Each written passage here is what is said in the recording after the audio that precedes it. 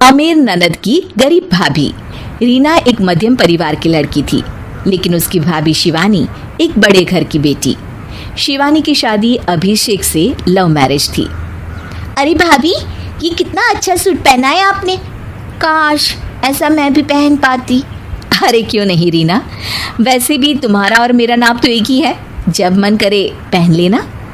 भाभी, आपको आपके पापा ने कितने अच्छे कपड़े गहने दिए हैं। मैं उनकी इकलौती बेटी जो हूँ। बेटी तो मैं भी इकलौती हूँ, लेकिन क्या करे, पापा है नहीं, पता नहीं कैसे होगी मेरी शादी। तभी वहाँ शिवानी की सास आ जाती है। अरे क्यों नहीं करेगा भाई तेरी शादी धूमधाम से, आखिर जिम्मेदारी है तो उसकी। और वो दिन भी आ जाता है जब रीना की शादी तय हो जाती है। अभिषेक, क्या हुआ? आप इतने परेशान तो कभी नहीं दिखे, कोई बात है तो बताइए मुझे।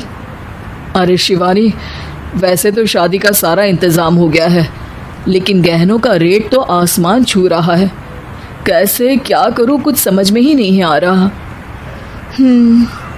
थोड़ी देर में शिवानी अपने पूरे गहने अभिषेक के सामने रख देती है। ये लीजिए, गहनों का इंतजाम भी हो गया। अरे नहीं नहीं शिवानी, मैं ये गहने किसी हालत में भी नहीं ले सकता। ये तुम्हारे पिता ने तुम्हें दिया था, और तुम हो कि। तभी वहाँ सास आ जाती है।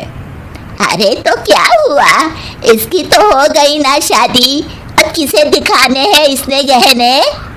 सास गहनों का डिब्बा शिवानी के हाथ से लेकर वहाँ से चली जाती है। रीना की शादी धूमधाम से होती है और अब वो बड़े घर की बहू बन जाती है। वहीं रीना की शादी के बाद शिवानी और अभिषेक उसकी शादी के कर्जों से डूब जाते हैं। मैं सोच रही हूँ नौकरी करनी शुरू कर दूँ, वैसे भी पढ़ी लिखी हूँ, आपकी थोड़ी मदद भी हो जाएगी।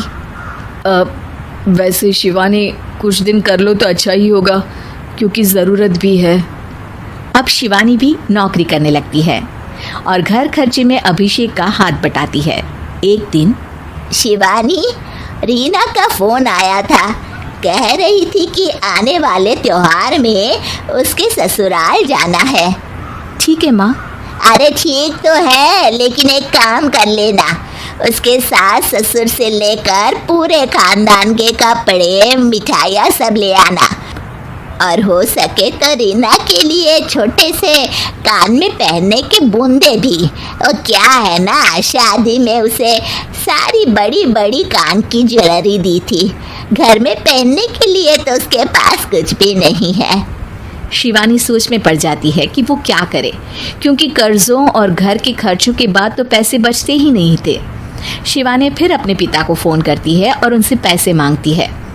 देखो शिवानी, मैंने तुम्हें शादी के वक्त ही मना किया था कि ऐसे घर में शादी करनी ही नहीं चाहिए।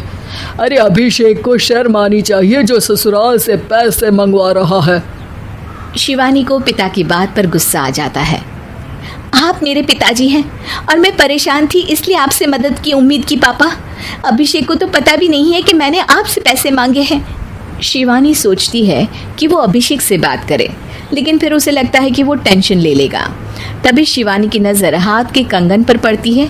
सीधे बाजार जाती है और उसे बेचकर ननद के घर ले जाने का सारा सामान लेकर आती है और सास के सामने रख देती है। हाँ ठीक है, लेकिन फल थोड़े और अच्छी क्वालिटी के होने चाहिए थे। शिवानी कुछ नहीं कहती, वहाँ से चली जाती है। एक दिन शिवानी, रीना का फोन आया था, बहुत रो रही थी। क्यों माँ, क्या हुआ? सब ठीक तो है ना उसके ससुराल में? अरे तूने तो उसकी नाक ही कटवा दी। अब मैंने क्या कर दिया माँ? कह रही थी कि बड़े घर की बहू है भाभी, जो कपड़े दिए वो ब्रांडेड भी नहीं थे। तू तो जानती है ना उन लोगों का पहनावा कितना अच्छा है। तू तो मेरी बेटी का भला कभी सोचती नहीं। हाय भगवान, अरे बड़े घर की बहू है, इसी बात की जलन है ना तुझे, लेकिन याद रख मेरी बेटी का सोचने के लिए भगवान है, तुम लोग कभी उसका बुरा नहीं कर पाओगे।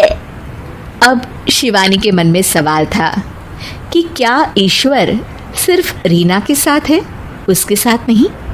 लेकिन उसे सुकून था कि वो अभिषेक के साथ उसकी जिम्मेदारियों को निभाने में बराबरी की हकदार है। शिवानी वहाँ से चली जाती है।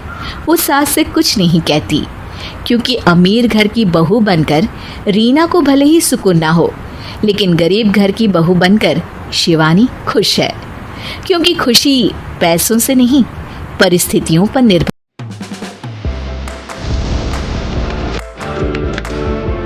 Audio Jungle.